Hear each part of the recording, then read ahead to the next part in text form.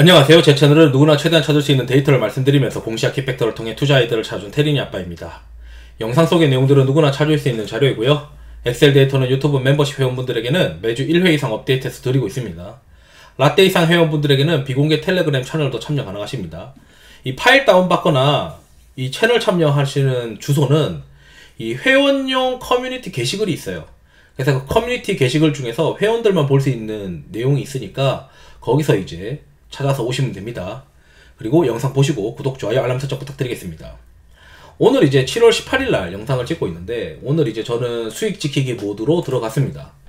그래서 올해 연초 대비 수익률을 좀 지키자, 잘 해놨으니까 그동안 했던 거 까먹지 말자, 그러면서 혹시 모를 반전을 꾀하자, 이런 생각으로 진행을 하고 있고, 모든 시장이 어떤 시장이든 이게 빠지면 부동산의 경우에는 이제 하급지에서 상급지로 가듯이 자산을 좀 이동시켜 놓긴 해야 됩니다.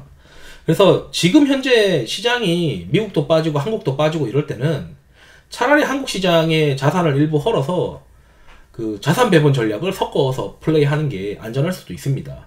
그래서 그런 내용들을 같이 말씀드리도록 하려고요 하고 있고요. 디스클레이머가 있고요.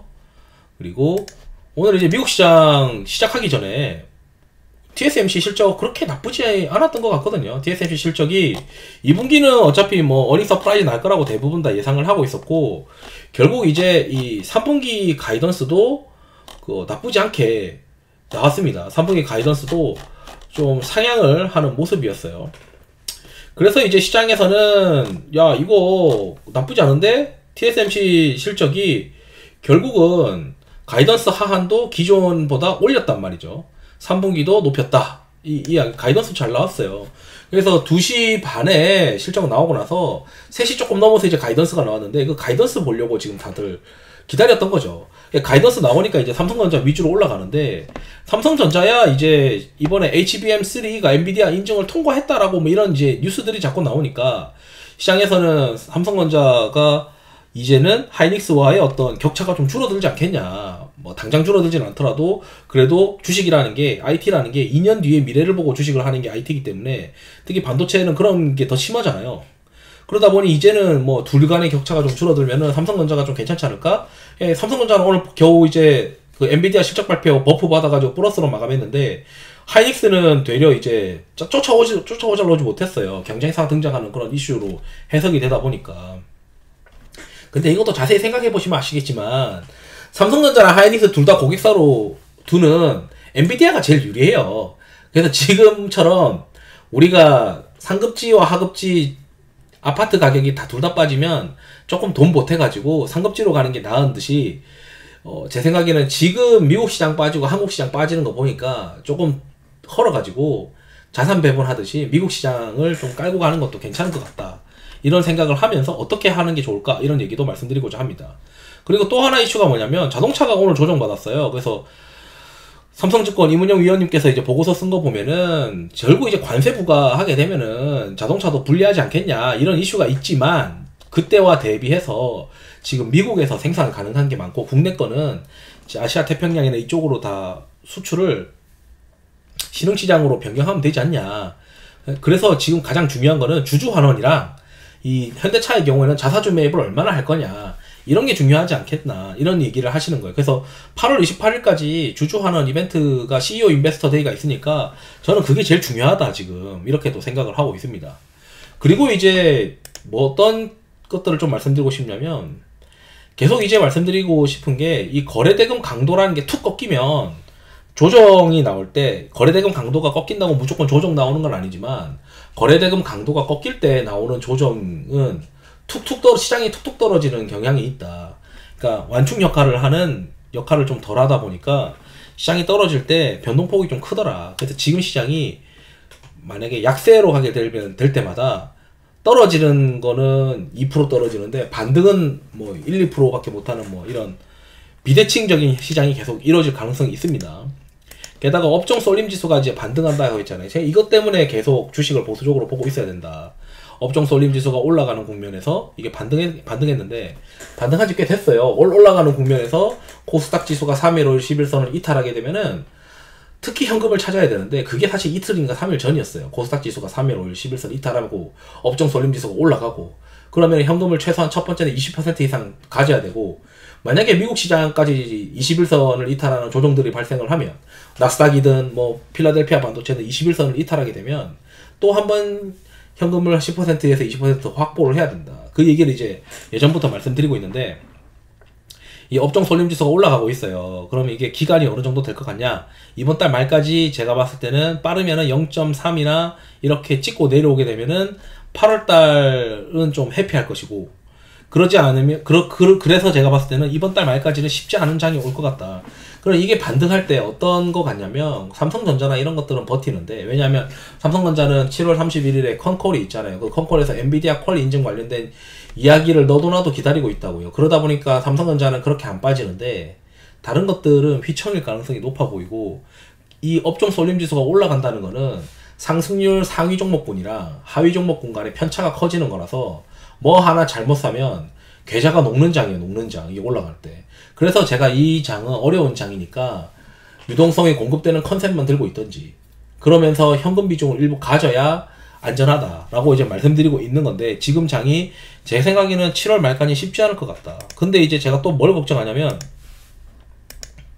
이게 지금 현재 2024년도에 올해 이제 MDD예요.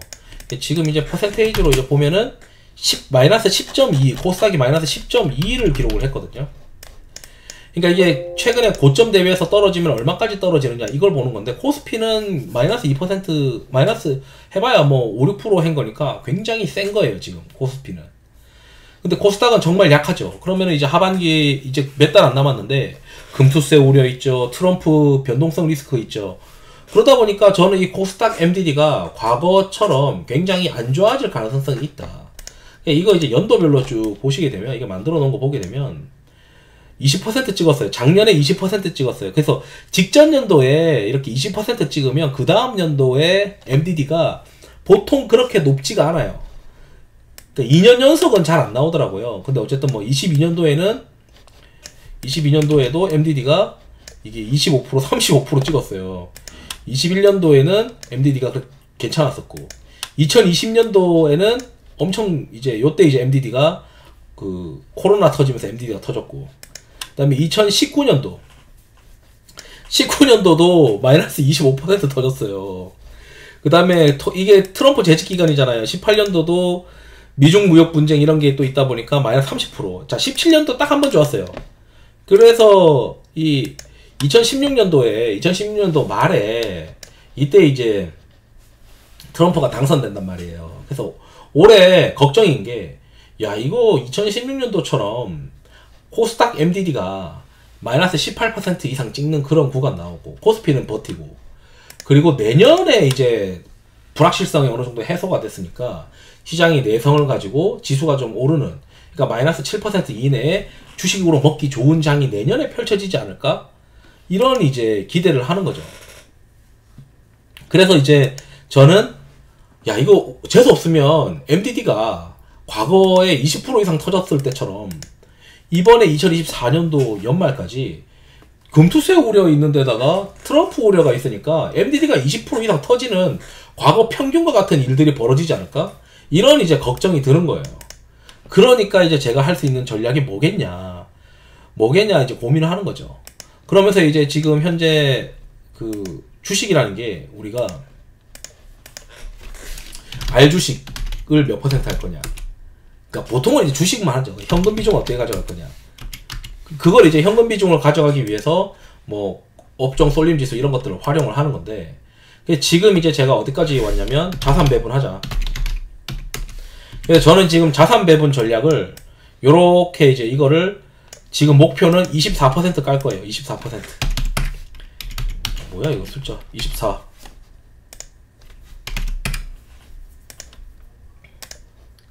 그리고 현금을 제가 지금 목표로 하고 있는 것들, 지금 포트를 그렇게 바꿔 나가고 있는 겁니다.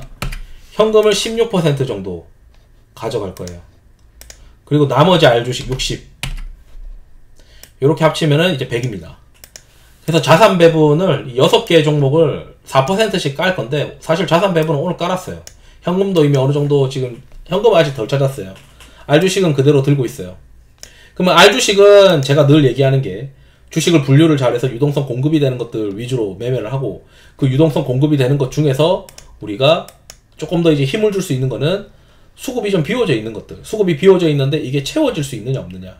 채워지는 거를 이제 사야 되는데, 그거는 수출 데이터나 뭐 여러 가지 이제 컨센서스 상향이나 그다음 미국 시장의 동향이나 글로벌 시장의 동향이나 이런 것들을 보면서 채워줄 수 있는 걸 하자. 그래서 이제 지금 현재 바닥권에 있는 게 배당이랑 이 주주환원 관련된 은행 관련된 기업들이 지금 과매도권이에요. 과매도권. 그리고 전력기기도 다시 과매도가 됐어요. 그리고 일부 종목들로는 뭐 화장품도 있고 조선도 과매도된 것들이 있긴 한데, 뭐 유동성이 공급되고 있는 컨셉들을 제가 늘 텔레그램에다가 말씀드리고 있는데, 그 텔레그램에 말씀드린 이제 유동성 공급되는 컨셉을 보니까 외국인이 투자하는 거, 그 다음에 기관이 시가총액 대비 매수하는 거, 그 다음에 기관이 금액 대비 매수하는 거 다 골라보니 요 6가지가 계속 매수가 발생하고 있습니다. 이게 꾸준해요. 꾸준하게 지금 계속 이 컨셉에서 돌아다니고 있는데, 이 중에서 이제 빈집, 수급이 좀 과매도 되어 있는 것들, 만약에 과매도가 안 되어 있지만 그 안에서 괜찮은 업종의 경우에는 종목별로 과매도 되어 있는 걸로 이제 좀 갈아타는 그런 전략들을 하고 있습니다. 그러면서 R주식을 관리를 하고, 이 R주식 이외에는 이 6개의 미국 나스닥이랑 S&P 이번에 좀 팔아가지고 R주식 팔아가지고 나스닥이랑 S&P로 이사 가듯이 좀 보내놓고, 저야 뭐 미국 ETF를 순수로 하기보다는 그냥 국내 ETF로 그냥 대응하려고 하거든요. 그 다음에 인도가 신흥국 중에서 가장 좋으니까 신흥국 좀 사고, 그 다음에 그리고 지금 현재 금리가 올라가면은 이 장기채 전략이 안 먹히거든요. 근데 금리가 앞으로 한 2년 정도는 더 올라가기보다는 오히려 떨어질 가능성이 높으니까 장기채 깔자.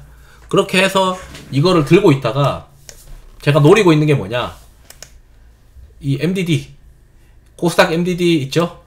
코스닥 MDD가 과거처럼 작년에도 20% 이상 터졌고 옛날에도 한 30% 이상 터진 적도 있어요. 2022년도는 이제 금리가 올라가는 구간이니까, 뭐 2020년도는 코로나 때문이고, 그럼 이제 18년도나 이럴 때 보게 되면 뭐 15년도로 가보죠.